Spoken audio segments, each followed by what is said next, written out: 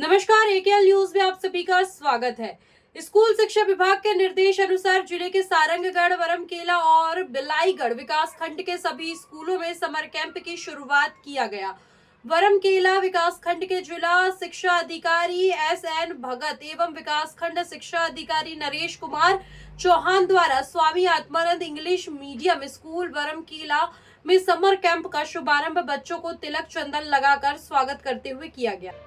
बच्चों में इस कैंप को लेकर भारी उत्साह देखा गया। इस कैंप में बच्चों की मानसिकता और उनकी कार्यशैली के आधार पर उनकी प्रतिभा को निखारने के लिए बच्चों को सिखाया जाएगा।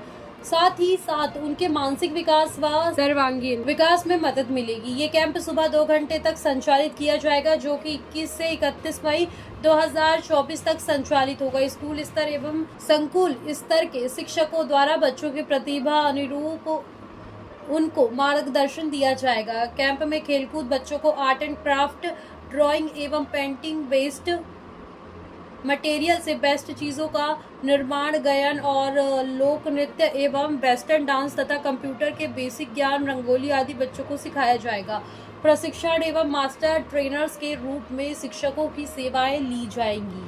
साथ ही समर कैंप में प्रयोग में लाई जाने वाली समस्त सामग्री उपलब्ध कराई जाएगी।